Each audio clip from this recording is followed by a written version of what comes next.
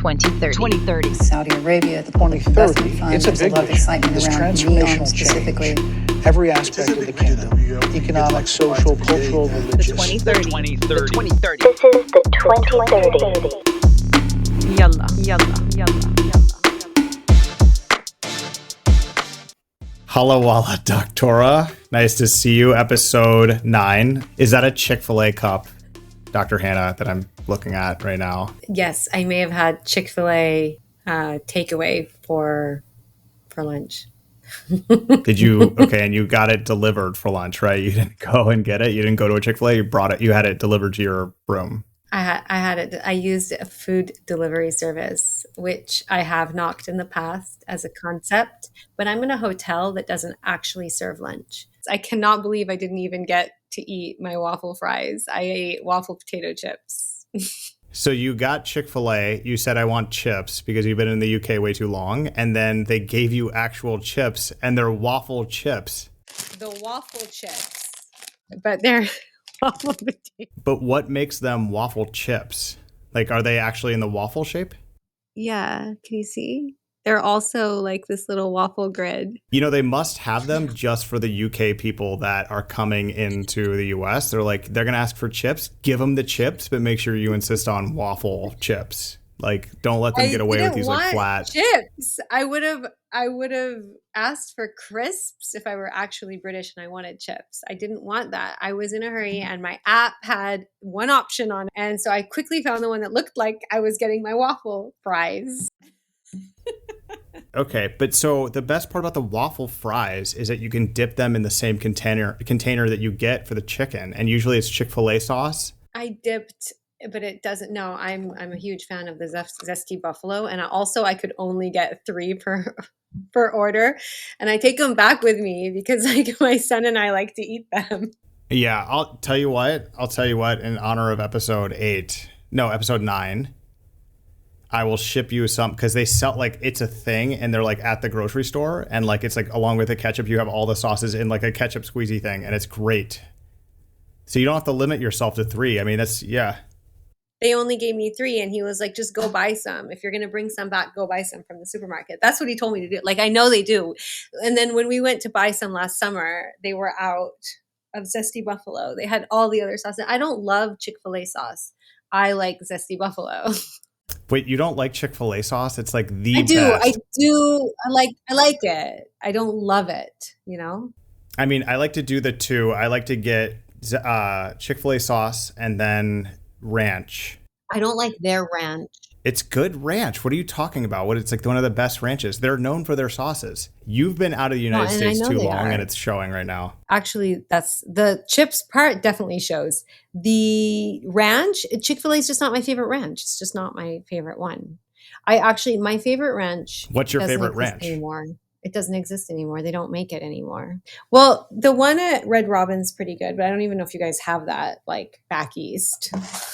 Or in the South. Back east and South? I don't think so. I'm like aware of that brand, but I have not seen it. It might be like one of those Roy Rogers things. So in my town where I live in the United States, they have a Chick-fil-A. We have a Chick-fil-A. It is one of the more popular restaurants in town. Every day of the week, there is a long line out the like a drive-through line that goes into the parking lot of the neighboring like Dick's Sporting Goods every single day. I guess it was maybe like 8 months ago.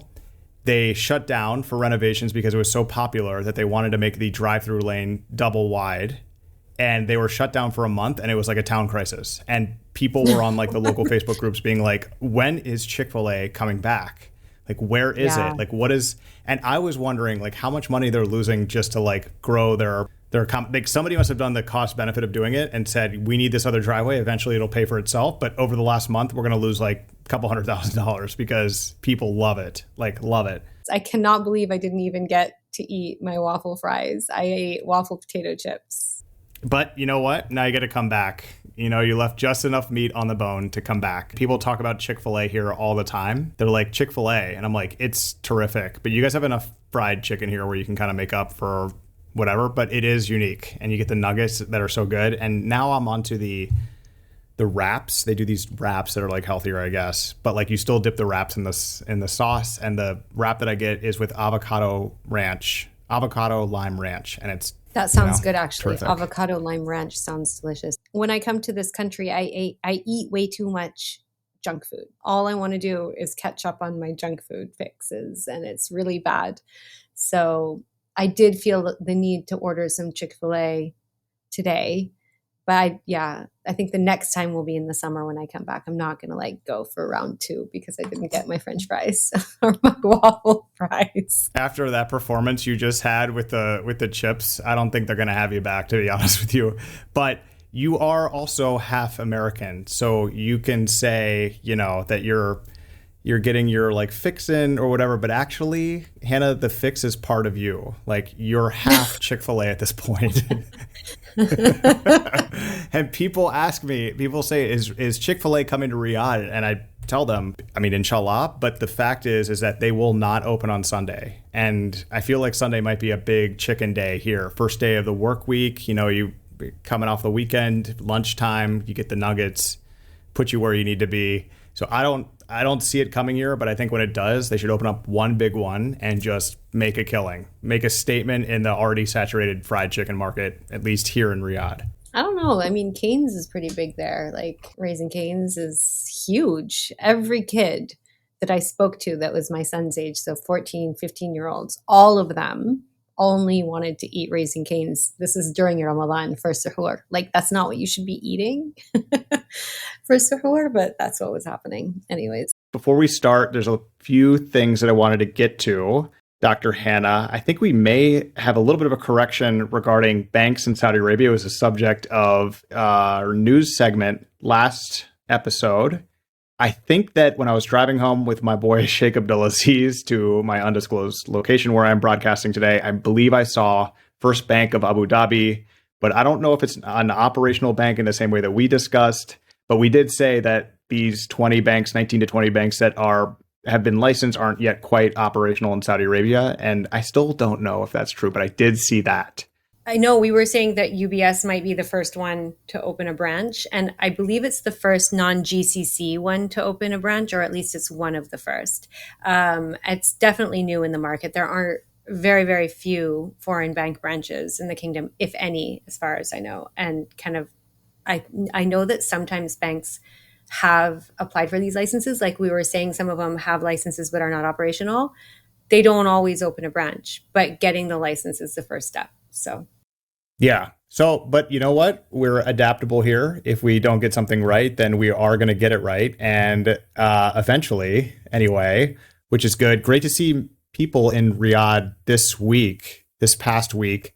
Shout out to Hisham from Next Sports. I met a gentleman today, new subscriber, Andreas, here in my undisclosed location. Shannon from Delos wanted to say hello to her on the show. Actually was sitting in the Ritz-Carlton Riyadh yesterday, met a gentleman who walked up to me. I was sitting down in the little coffee area in that incredibly beautiful lobby, foyer. I don't know what you would call that. It's the size of its own hotel, but serves the purpose only of the foyer. Absolutely gorgeous. Was sitting there drinking way too much Saudi coffee. In fact, if there were a doctor on hand, then he probably would have seen that, being like, you got to cut this guy off. No more Saudi coffee for this dude. Gentleman by the name of Adam Jones walked up to me, said, "Hey, are you Lucien?" And I was like, depends on who's asking. He is managing director of a VC fund called Redesign Health. He said, essentially, I rely on your show, and now is a new subscriber to the 2030, and said essentially that he relies on this show for information, stories, stuff that he can't get anywhere else. It just kind of highlights what we're doing here, and that our audience is really foreigners or people internationally, but also in Saudi Arabia as well, that just want to learn more about Saudi Arabia and to get sort of stories that you're just not really getting anywhere else in English. And so that was a really cool moment. So thank you for tuning in, Adam. Nice to see you. It's always nice to be recognized, especially for the right reasons instead of the wrong reasons. So pretty cool. Little late to recording this. Hannah, I'm so sorry. Time stops when you're with a group of Saudi brothers watching Al Nasr versus Al Hilal. Believe ended in a 1-1 draw. I mean, honestly, I'm not following that at the moment. I'm still in Los Angeles. It's not late here. It is 2 o'clock in the afternoon. Um, but I just came back from a very exciting Saudi event here, which is all over Saudi Twitter, at least. So Yep. basically, we did a deep dive on this a couple of episodes ago, I think, 2 episodes, right? So I'm here accompanying the Saudi team of high school kids that are competing in the Regeneron International Science and Engineering Fair representing Saudi Arabia. There are actually 34 Saudi kids here representing. Should have been 35, but one couldn't make it. And there are 22 categories that they're competing in, and they've won 27 prizes across the board, these Saudi kids. So there's about 1,700 this year. Sometimes it's more, sometimes it's more like 1,800. Sometimes a little bit less. I think post-COVID years, there have been less students. But anyway, with the Saudi team, there's a lot of tears. Some obviously, tears of joy and celebration. And obviously not everybody wins. There are 1,700 other kids here. So, there's some disappointment as well. But what I want to say is the resilience of this team is phenomenal. These kids are so inspirational. And, they might be crying a little bit today if they didn't win one of the prizes. But this is the first step of the rest of their lives really. And they're going to go on to do amazing things. Some of them are seniors and have already gotten offers from Ivy League schools, top schools here in the US. Some of them are joining the Kaus Scholarship. They're all on their way to an incredible future in their fields. And they're just so cool. I love them. And I'm so happy for them all. So congratulations to the Saudi team and to the Ministry of Education, and most importantly, to the Mohiba team that have really worked tirelessly day in and day night to get these students here, get them prepped, get them ready, and just be the support that they need to be. The level of support that these students have is just phenomenal. So I'm just on like cloud nine, very, very happy. Mabruk. There are 27 winners from the Saudi, representing Saudi Arabia. 27 prizes. 27 prizes, got it. And 1,700 total student participants. In my view, all of them are winners. There may have been prize winners, but every single one of those students is a winner. And certainly, if I had ever made it to that stage, I would feel like a winner too. So they have the world in front of them. And it's just such an awesome story. And if you missed that segment or that episode, check it out. Hanaa does an amazing job. She is there in Los Angeles, as she mentioned, talking about, there and doing interviews with these students and following them. So the reason why I congratulated you is because you're really you got a front row seat to this story, and it's an amazing story. And so you must feel proud as a Saudi. And it's just a great story, and we need more great stories in our lives. So congratulations to everyone who participated, win or lose. I'm kind of the groupie. I take a back seat, but it is exciting. My role is minimal. I'm just observing and, like you said, doing the interviews, but it's just been phenomenal. So wonderful. Academic interviews for a paper, a journal article that I'm working on. And hopefully I can talk about that one day too, once it's written. Inshallah. I really like the term groupie. I really like a Regeneron groupie label. That's pretty good. Hanaa, let's get to a deep dive.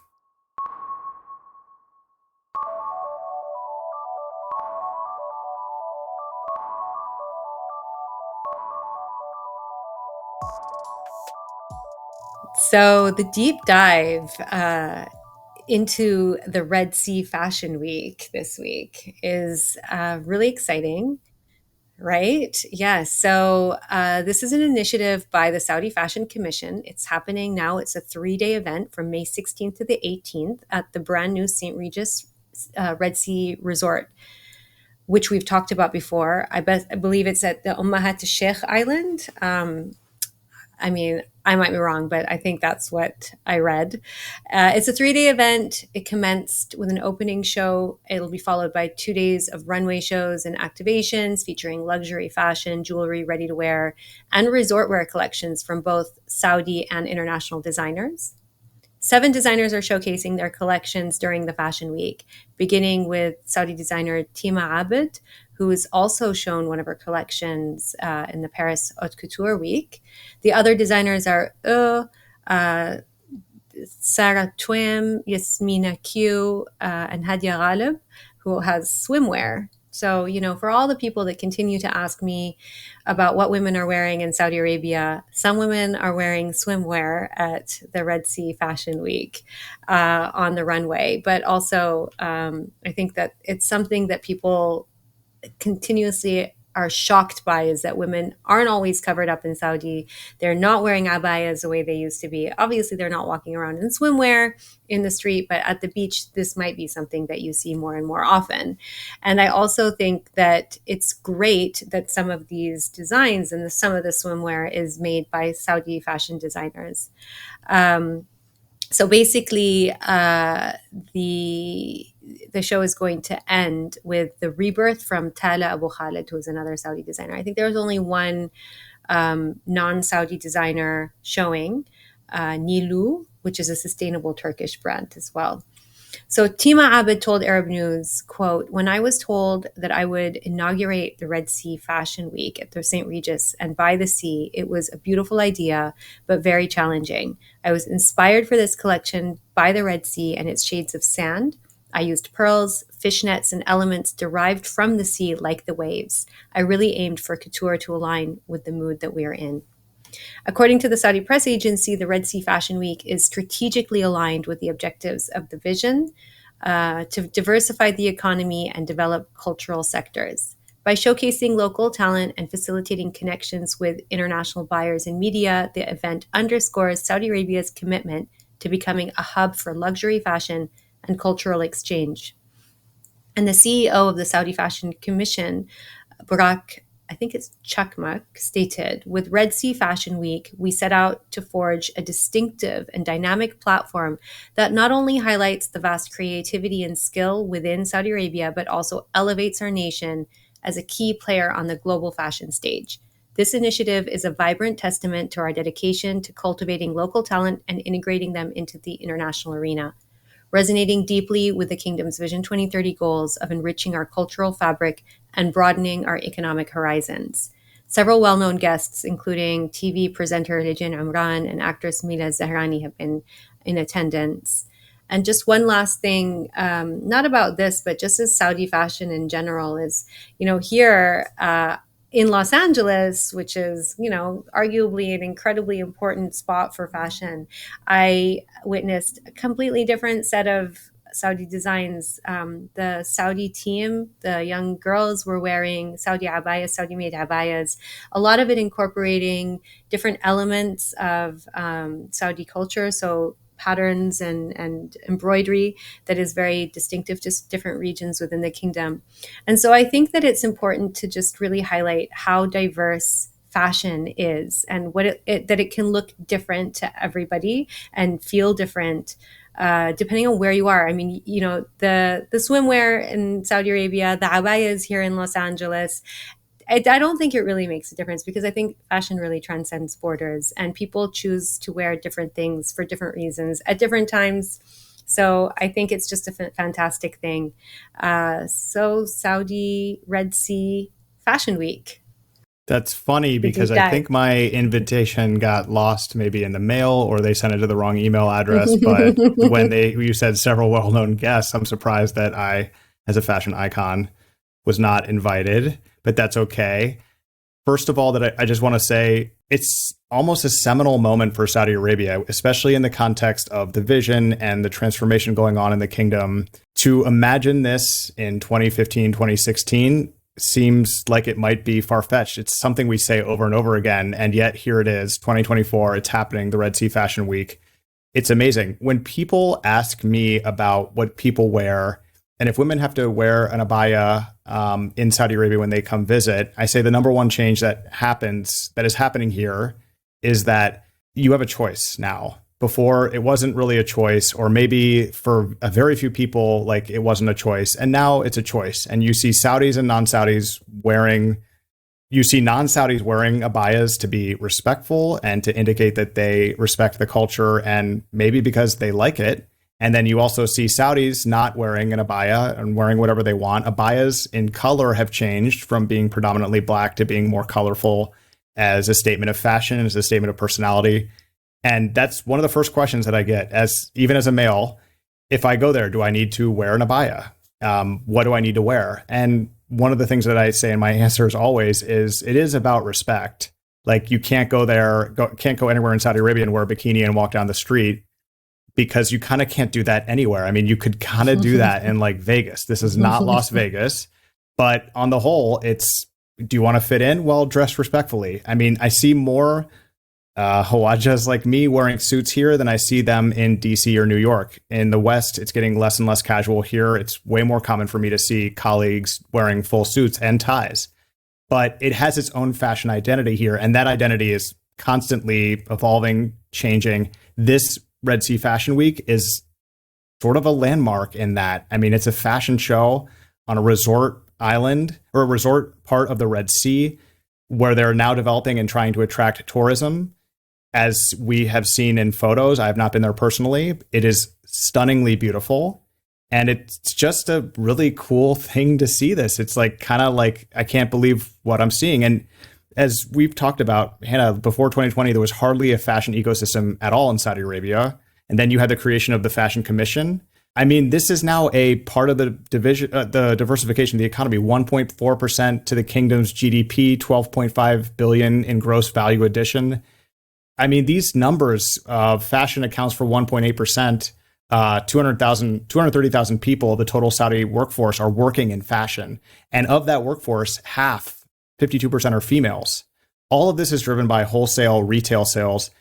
This is just like, it's a fashionable place. I just have to say it. It's a fashionable place. Increasingly, you're seeing the government and other entities sort of seize on that and say, hey, we have an identity and we can attract fashion designers here to do shows to show off their fashions because it's a fashionable place. It's also a place where people like to spend money on fashion items, as you might imagine.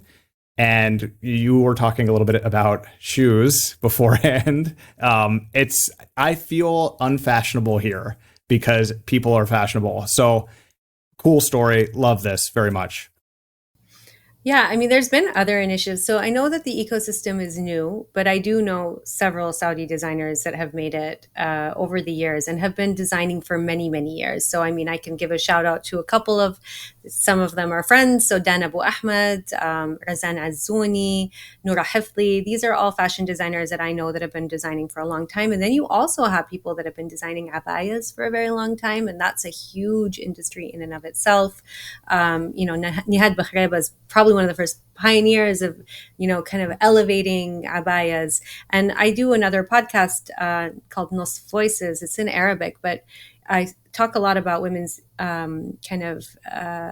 concerns and things that women are struggling with in kind of integrating into the labor market, or some of the opportunities as well, but both challenges and opportunities. And one of my guests, Dina Al Faris, started a company called Gamra, which was basically a company to help women figure out how to dress more professionally in Saudi. So professional looking abayas and what that kind of means within the Saudi society. What does a professional attire look like, and how does that help you kind of progress within your career? And it's challenging because it's different for every woman. Just like everybody has a different style anywhere in the world, Saudis also have different styles, but you worry about what you wear, whether or not you choose to wear the abaya or cover your hair or not, and what that tells other people, what that signals to other people. So Dina and I really kind of tried to unpick that a little bit in the episode that I'm talking about. And I don't think that there's a right or wrong, but I do think that it's important for people outside of the kingdom to recognize that everybody has a variety of choices that are outside of whether or not to cover your hair or wear abaya. Just about what to wear today. It's everybody's biggest question, on some days. depending on where you're going and what kind of event you might be going to and what you want to represent. So we have those same questions on a daily basis as Saudi women. And I think that, for me, when I'm in Saudi, I still wear my abaya. I cover my hair when I'm in public. I don't feel comfortable not doing that. And it's a struggle. It's a daily question, what to wear. And now it includes another layer of choice, which is actually really frustrating because abayas make life very easy. What I think is really cool about Saudi men and Saudi men's fashion here is most men wear thobes, especially in a business setting. You see very few Saudi men wearing suits or really anything else in a business setting. Most often, in my experience, they're wearing thobes. And there's a few things I want to share with people internationally that are interested in this topic. So Saudi thobes, a bit of a mouthful. First thing that you'll notice that I noticed is that they're always perfectly pressed. It's like a perfectly pressed white dress shirt that just keeps going all the way down. And my Saudi guy friends are always like, we have to get you a thobe. We have to get you, and I think what they really are telling me is that you can gain as much weight as you want in this thing and no one's going to notice. But I tell them, look, my identity is not, that I love it here, that I live here, but it's not really my identity. It's not a disrespectful thing. I have worn a thobe before. There's some pictures on my Instagram if you're interested in seeing, but it's not something that I would, do. But it's so cool to see because it's this thobe and the shmag, and they're both so well pressed often, especially in a business setting. It's really cool. It's part of the identity and it looks super comfortable, especially compared to a suit, especially as we approach summer. I definitely get jealous of them. And then, Hannah, we have some stats here about the fashion industry and where it's going. And these are crazy. Demand for fashion products is forecast to reach $32 billion in 2025 next year. Saudi's retail sector, bolstered by a growing domestic market, of course, that's both locals and people coming here and buying fashion items, is flourishing. Both physical stores and e-commerce platforms are thriving. E-commerce is a hot VC market right now for investors. The men's market, although smaller than women's, $3.5 billion versus $7.4 billion, is expected to grow 27% from 2022 to 2027. For women, shirts and blouses are the largest product category, $1.1 billion, followed by jeans. And I think it's worthy of noting that often Saudi women will wear the abaya, but then have a completely different outfit on underneath. I wouldn't know firsthand, but I'm told that. And that when you gather with women, sometimes you take off the abaya and you are dressed with the outfit you have underneath. Is that accurate?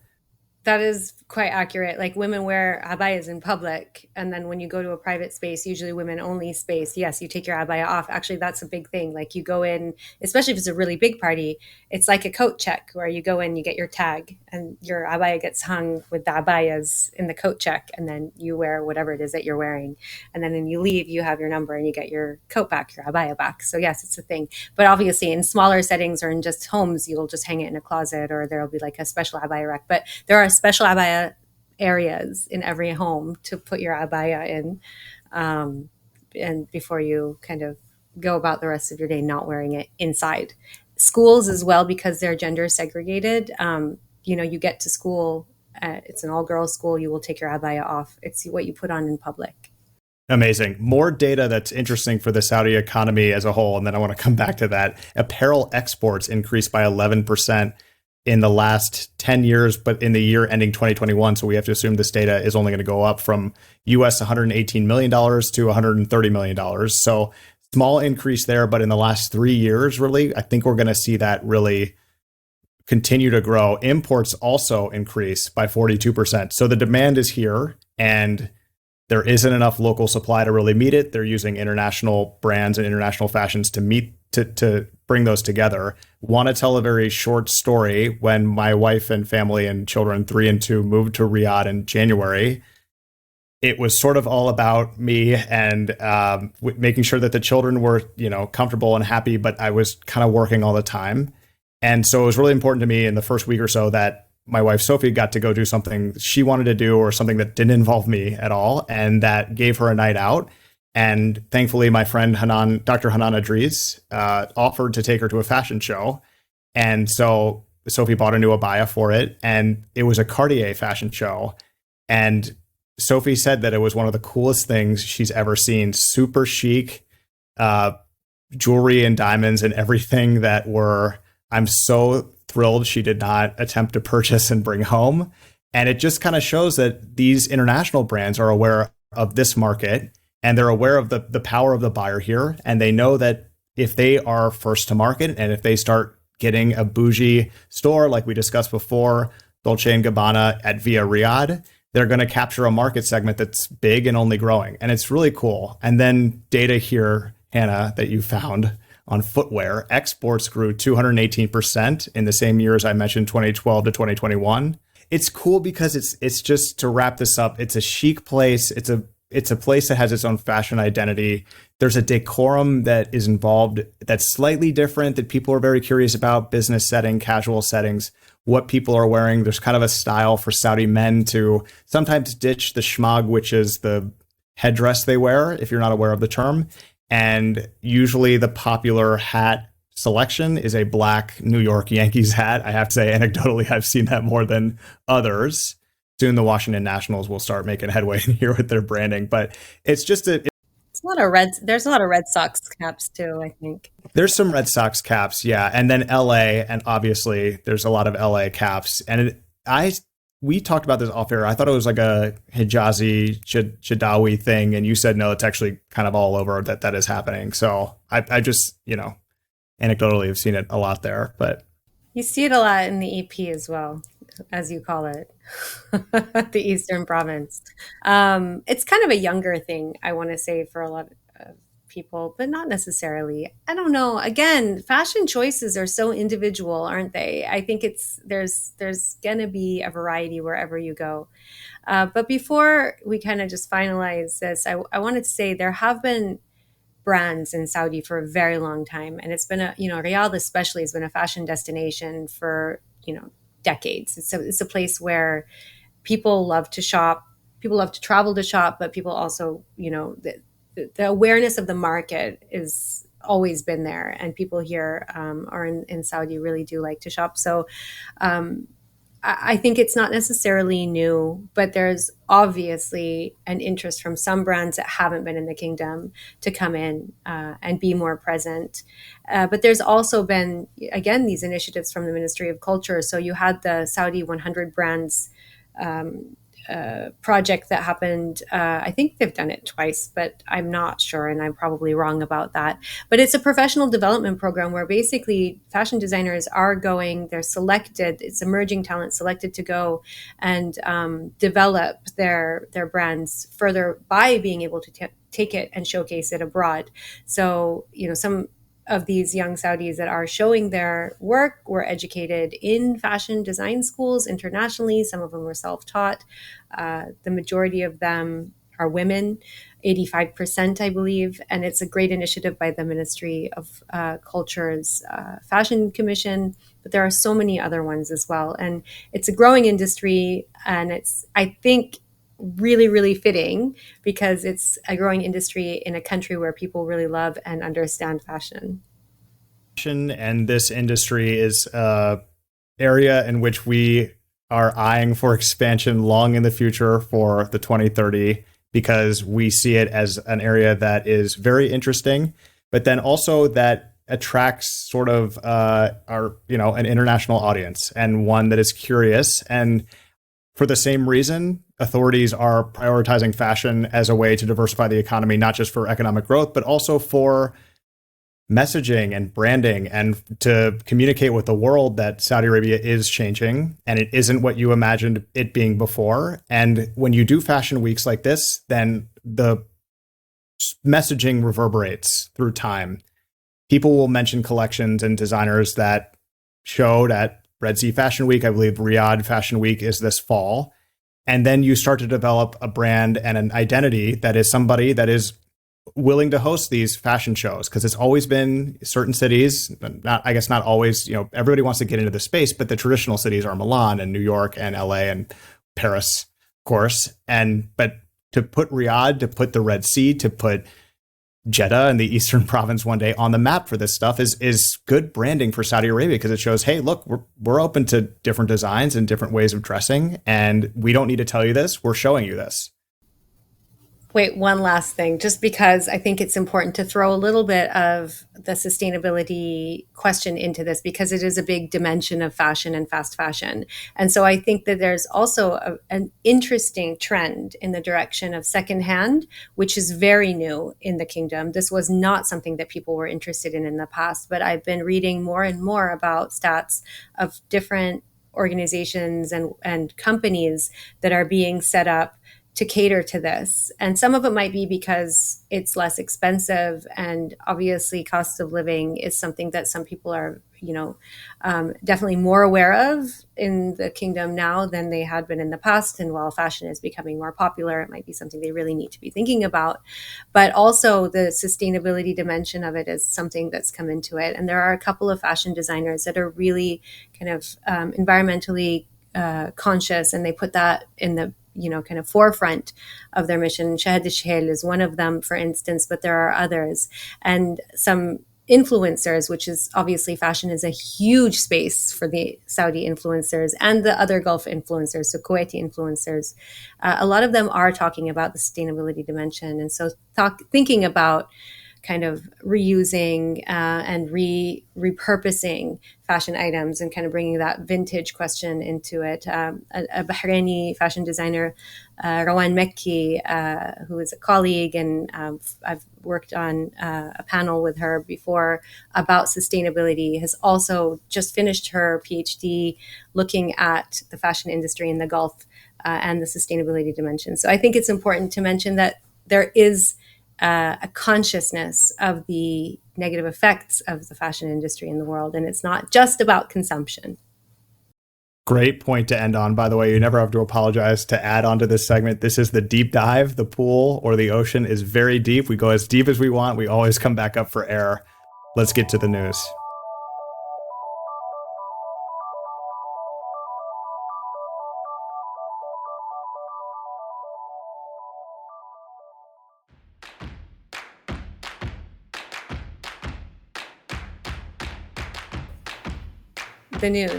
The news.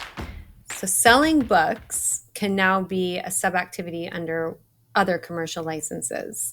The Ministry of Culture joins with the Ministry of Municipal and Rural Affairs to allow 8 different categories of commercial establishments to sell books alongside whatever else they're selling without a special license. And this includes cafes, supermarkets, flower stores, clothing stores, electronic stores, and a couple others. This is interesting. The change comes in an effort to offer diversified products to their customers and to encourage more reading by meeting consumers where they already are. It aims to make shopping a more cultured experience. So interesting. So something I didn't know, that you couldn't buy books in anywhere. I mean, Jarir is the best. So I love Jarir, but I didn't know this. Cool. So Jarir definitely is the best. It's the best for everything. But this is a topic that actually, it pulls at my heartstrings a little bit. I used to own a restaurants company, co-own a restaurants company, and our first concept was a cafe library. It was supposed to be a cafe bookstore, but we couldn't sell the books in a cafe, so it became a library. Anyway, I'm really excited about this development because it's 2 things. A, it's allowing for commercial establishments just to do more and have more flexibility, which is fantastic, because it used to be when you apply for a commercial license, it is for a very specific kind of commercial activity. And a lot of times you just want to sell, you have these really fun concept stores and you want to sell more things. So this is something that is opening that space up. But more importantly, and because I love that it's a Ministry of Culture initiative where they have, the libraries commission, and they're really working hard to get more people reading. I love that there is this effort to put books in more places. People do not read enough, especially young children, do not read enough in the Arab world as a whole. So we need more people reading books. And the more you see books around, the more likely you'll pick one up and find something fascinating inside it. So this makes me very happy. News number 2. Oh, yes, this is sweet. British Airways to resume direct flights from London Heathrow, your adopted second hometown, Dr. Hanaa, to Jeddah later this year. Alhamdulillah. After a 5-year break, the airline announced it would resume flights during the Great Futures Conference starting this November. So I just missed this because I just flew to London. I was coming from Riyadh. Never mind. I did a Jeddah Riyadh. Okay, but this is good. This is good. Yeah. So Colm Lacey, British Airways chief commercial officer, noted, quote, "We have a long history of connecting families, friends, and businesses in the Kingdom of Saudi Arabia with our home in London." End quote. He also added, quote, "There are significant opportunities for businesses in both countries, so we're pleased that we can rebuild our connectivity and strengthen links between the two kingdoms." End quote. Very cool story. The timing of us reading this is interesting because, as you know, Hannah, I will be at the Future Aviation Forum this coming week, the 21st to 23rd, I believe it is, or 20th to 22nd. That's in Riyadh, and that's going to be a really amazing gathering of aviation officials, not just locally in the region, but also around the world. I will be doing a panel with the head of civil aviation from the nation of Tonga and also Nepal. So the prep for those conversations has been edifying, very interesting. And I will also be speaking on stage with the CEO of Saudi Aramco's head of aviation, which has now been spun off into its own company called Mukamala. And they were the private sort of aviation arm inside Saudi Aramco, which I also did not know it existed. And now they are a private company wholly owned by Saudi Aramco, but they're offering all kinds of services now to mostly B2B and B2G sector. But I mean, this just shows the great race for market share to compete in this region, which is building airports. We talked about the new one in Dubai and then the new one coming to Riyadh. Both of them will be number 1, number 2 largest in the world when done. They will be the new hubs connecting East and West, which has been Saudi Arabia's vision for a long time. And this is British Airways saying, we don't want to miss out on the market and we don't want to miss out on the travelers coming from Jeddah to London. This is a small one route announcement, but British Airways is a blue chip airline.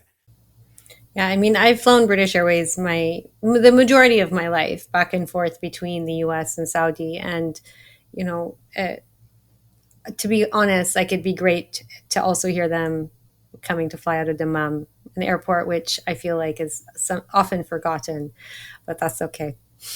It's a great airport. It's just a little far away from Al Khobar and Dammam. It's like an hour. You know, so it's a little tough. You fly in there and you got that long really drive. Far. So, yeah. So after serving as the Deputy Secretary General of the Council of Ministers for 2 years, Her Excellency Shehan Al-Azzaz is appointed as an advisor in the Royal Cabinet and the chairman of the board of the Saudi Intellectual Property Commission. This builds on last show where we read some of the cabinet changes and said this just happened right before we started recording. We're going to include it as a piece of news for people to be up to date, but we don't really know yet too much about what's going on. So we included it and said we'd circle back. So this is interesting. I mean, there's a viral video going around now, LinkedIn and Instagram, of Her Excellency giving kind of like a casual conversational like presentation, I guess, in English. And she sounds like she's a very native speaker of English.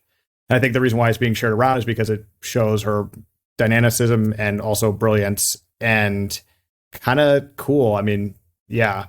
What do you think about this? I think she probably hates that video is circulating. I don't know. I haven't talked to her about it. But I mean, if it were me and there was a presentation that I gave and somebody took a video of it and then they're just circulating it every time anything about me goes in the news, I wouldn't be very happy. But here I am, you know, recording this, and now people can probably take little clips of me and do things with it all the time. So I think it's important just to note that the changing status of women has been a critical marker of development and success over the past 8 years. In that time, the participation rate of women in the labor market is around, you know, has grown from 22 to over 35%. It exceeds the initial goal of the Vision 2030. And women working in new sectors are supported by so many different labor market policies, new laws to facilitate it. There's just a lot going on in that space. So there's more, it's exciting to hear the names of some of the women that are in influential positions. They're moving from, they're moving around, doing different things. Shiana was in PIF before. I think it's important to note that, one of the things that was discussed in the annual report for 2023 of the vision was that the leadership roles in the kingdom for women have increased to 43.7%. So who's going to hold the first ministerial role is a question many of us are always hearing people ask. It'd be interesting. You mentioned she was with the PIF. She had the post of general counsel at the PIF, and that was since 2018, which is a very important position in that very important organization. She was also one of the first women licensed to practice law in Saudi Arabia, and that is an amazing statistic, an amazing sort of badge for her to wear for the rest of her life. That's really cool. So congrats to her. Saudi Arabia signs an energy cooperation roadmap with, in my opinion, the greatest country of all time, the United States of America. Saudi Minister of Energy, His Excellency Prince Abdulaziz bin Salman Al Saud, signs an agreement with the U.S. Energy Secretary Jennifer Granholm on her recent visit to Saudi Arabia. They discuss ways in which collaborations might be enhanced in energy-related fields such as carbon management, clean hydrogen, nuclear energy, electricity and renewables, innovation, energy sector supply chain resilience, and energy efficiency. The two countries signed a partnership framework for advancing clean energy in July 2022. Yeah, so this is just the next phase. Granholm's first trip, this was her first trip to the kingdom, and it was an announcement last week. The goal was to focus in part on climate issues and diversifying the region's energy mix, which clearly they have been discussing. And it comes as oil prices and inflation are key issues for Joe Biden's re-election campaign, and as members of OPEC Plus prepare to decide on whether to extend curbs on crude output at a meeting next month. Energy transition, huge part of the vision. According to the World Economic Forum, Saudi Arabia ranks 57th out of 120 countries on the Energy Transition Index in 2023. Over the past 10 years, Saudi Arabia has grown an 11% improvement in its overall ETI score, including both system performance and transition readiness. And it leads the Middle East, North Africa, and Pakistan peer group. Significant progress has been made on regulation and political commitment. Saudi Arabia's national hydrogen strategy, targeting 4 million tons per year of clean hydrogen, aims to make the country a leader in its production and export. We know that the PIF has invested in several hydrogen-related projects, including one with a major American company called Air Products, I believe out of Pennsylvania, to build a $5 billion green hydrogen plant in Neom. And in October 2022, PIF also successfully auctioned 1.4 million tons of carbon credits, making it the first voluntary carbon market in the region. And a final note is news out of the UAE, actually, which is interesting, kind of thinking about energy and renewables. The UAE announces a new 10-year blue residency visa for environment heroes. So this is on May 15th, I believe. There was a cabinet meeting, and it announced a 10-year blue residency visa for individuals who have made exceptional efforts and contributions to protecting the environment. It was approved by His Highness Sheikh Mohammed bin Rashid Al Maktoum, the VP and Prime Minister of the UAE and ruler of Dubai, as he chaired a cabinet meeting at Qasr Al Watan in Abu Dhabi. He said the move was in line with, in line with implementing the directives of Sheikh Zayed Al Nahyan, who announced 2024 as the year of sustainability in the UAE. 10-year visa. I mean, that's pretty cool. It's interesting to see what efforts are being made to attract people into the region and which kinds of people you're trying to attract, and therefore what that might mean for the future of the region and the direction development goes in. Recently, Dubai put in the largest man-made coral reef in its waters off its shores. I saw that in a video. It was like a hype video pretty recently. I think I was actually in Dubai, and it was like one of those videos where it was like on a TV of a hotel, so it played the same video over and over and over again. And so it's like now completely ingrained in my mind. I will throw my hat in. I'm not interested in living in the UAE, but the 2030 is a paperless program. I don't think we've ever used any paper in the creation of this program. And that means that we should be considered for this blue residency. Of course, we will probably decline it, but it'd be nice to be asked, you know, to be able to put that, hang that on our sort of wall. But yes. And it's interesting to see if other Gulf nations will follow suit. If there's a competition here to attract people that are looking to move to the region, and, you know, it's cool. So yeah. Dr. Hanaa Almoyabed, this was fun. Thank you very much. Thank you.